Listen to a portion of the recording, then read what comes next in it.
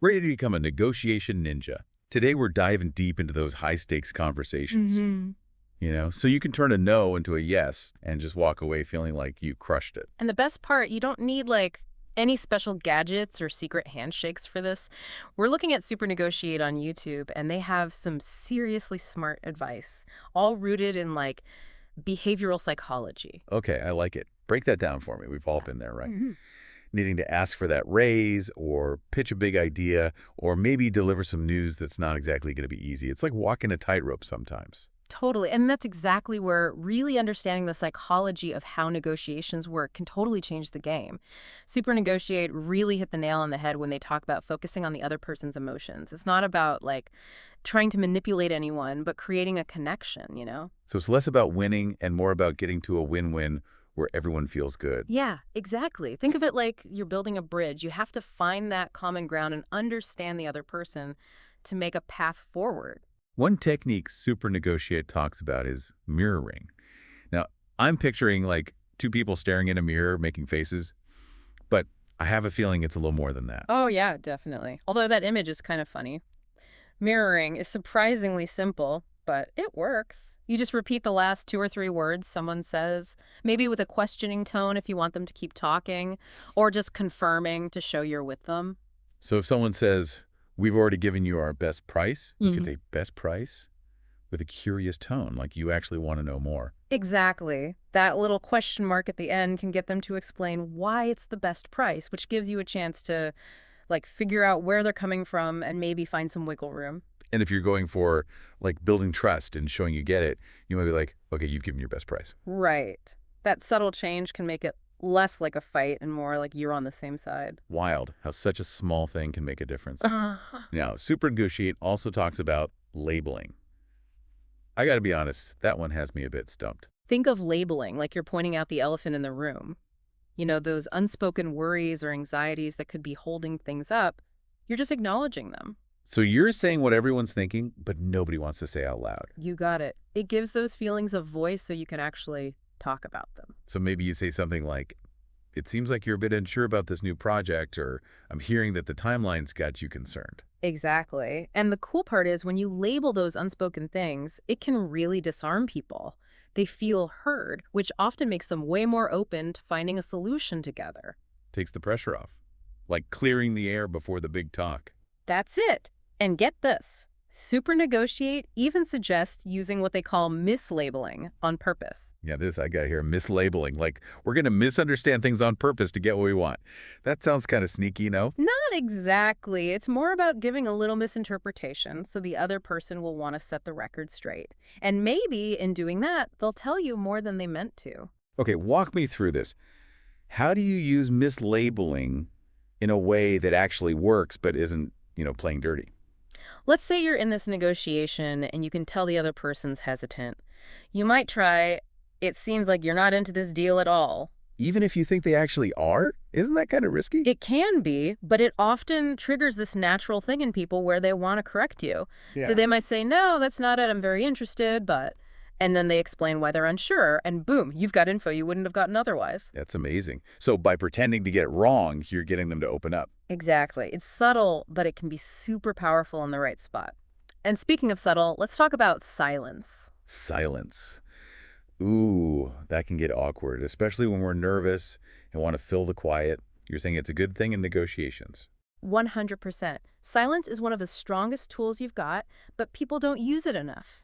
See, it lets the other person think about what's been said and actually form a response. They might be thinking, what does this mean for me? Or how do I feel about this?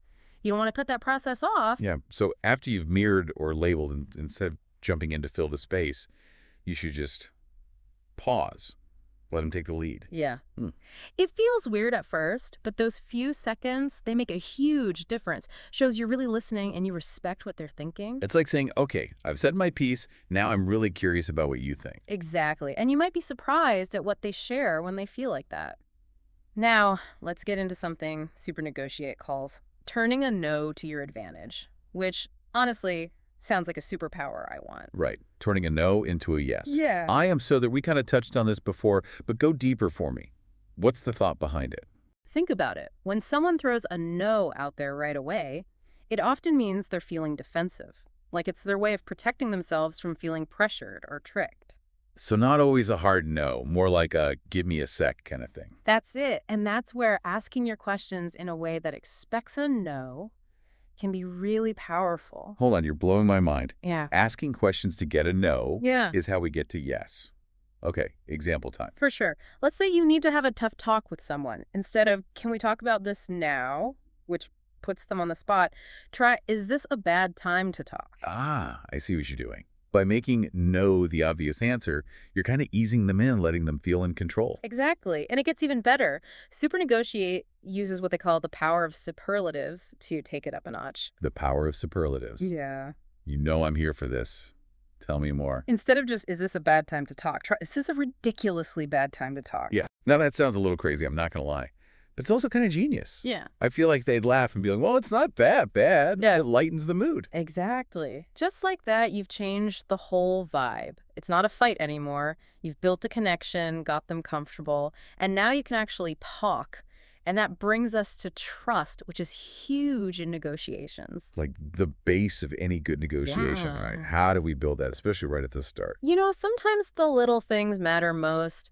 Supernegotiate talks about just using someone's name when you're talking to them. Seems obvious, but we forget it all the time. Because it shows you see them as a person, not just like a deal or a contract. Exactly. It's personal, makes people feel seen. And isn't that what we all want? To feel like our thoughts and feelings matter? Absolutely. And another way to build that trust is to show you've done your research. Come prepared, Know about their company, their industry, even their hobbies if you can. It shows you care enough to put in the effort. Oh, I can see how that'd make a difference. It's like you're saying, I respect you enough to understand your world. Takes it from just business to something more. Exactly. That change in mindset is everything. It's not me against you. It's how do we both get what we need? It's about everyone feeling heard and respected. It's like we're building bridges instead of walls. And speaking of building bridges, Supernegotiate talks about how important empathy is in negotiation. What's their take? They're big on empathy being the key to really successful outcomes. It's not just hearing the words, it's really trying to see it from their side, even if you don't agree. Because let's be real, when you feel like someone gets you, you're way more open to hearing what they have to say. For sure. It's like you're saying, I see where you're coming from, I hear you, I respect that. That can totally change things. It's about finding that common ground, even if it's just a little bit. So we're wrapping up our deep dive into negotiations. This is fascinating stuff. Any last words of wisdom for our listeners who are ready to become negotiation ninjas? Just remember, it takes practice. Don't be scared to try these things out. See what works for you in different situations. And the most important thing, go into every negotiation wanting to work together. Find that win-win. Love that. It's not about being cutthroat. It's about being creative and finding solutions. And as you get better at these conversations, you'll get more confident and you'll feel empowered to ask for what you want, handle those tough talks, and build stronger relationships while you're at it. This has been awesome. Thanks for taking us on this deep dive with Supernegotiate. I feel ready to negotiate anything now.